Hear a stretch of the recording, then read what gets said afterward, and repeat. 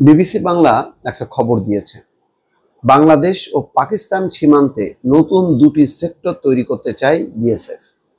দেখেন এখন মানে পাকিস্তানকে যে দৃষ্টিতে তারা দেখতেছে, যে নিরাপত্তা মানে হুমকি, বাংলাদেশকে একইভাবে দেখছে। অথচ আগে বাংলাদেশ তো ছিল একেবারে তাদেরই দেশের মতন। গত 15 বছরে মানে তাদের ইচ্ছা মতন করে ওইটা ওপেন রাখছে, লোকজন যাতায়াত করতো, ইচ্ছা মতন পাখির মতন গুলি করে মারতো। তাদের টেনশন ছিল পাকিস্তান, চীন ওইসব অঞ্চল নিয়ে। এখন বাংলাদেশকেও তারা টার্গেট করছে। এই জন্য তারা নতুন দুইটা সেক্টর তৈরি করতে যাচ্ছে বিএসএফ, এবং সেখানে তাদের শক্তি বৃদ্ধি করতে চাচ্ছে। এমন একটা যুদ্ধ পরিস্থিতি নিয়ে এত আতঙ্ক, এত ভয়, কি কারণে ভারতের? এখানে বলা হচ্ছে যে ভারতের সীমান্তরক্ষী বাহিনী বিএসএফ তাদের পশ্চিম আর পূর্ব কমান্ডে দুটি নতুন সেক্টর গঠন করার একটি প্রস্তাব দিয়েছে।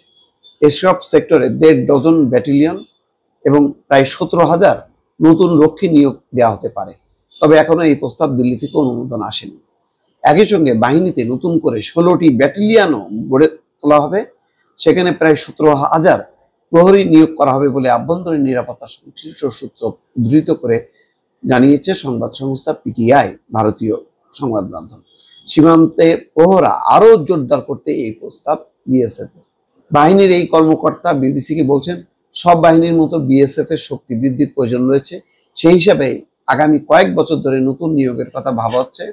তবে নতুন ব্যাটালিয়ন গড়ার ব্যাপারে এখনো সরকারের চূড়ান্ত ছাড়পত্র দেয়নি বলেই আমি জানি। বর্তমানে বিএসএফ এর 193টি ব্যাটালিয়ন আছে, আরো 16-17টি ব্যাটালিয়ন তারা চায়।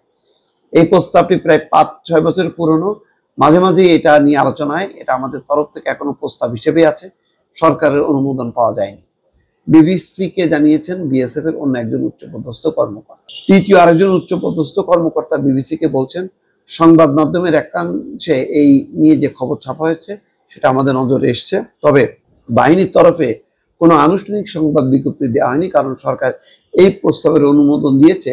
এই তথ্য বিএসএফ এর হাতে এখনো আসেনি, কিন্তু এটা সবাই জানে, বা বিবিসি নিশ্চয়ই অনুসন্ধান করে বের করেছে যে তারা এখন আর বাংলাদেশের ব্যাপারে শিথিল থাকবে তেমনটা না। পাকিস্তানকে যেভাবে তারা দেখছে একটা নিরাপত্তা হুমকি হিসেবে, বাংলাদেশকেও দেখছে তারা।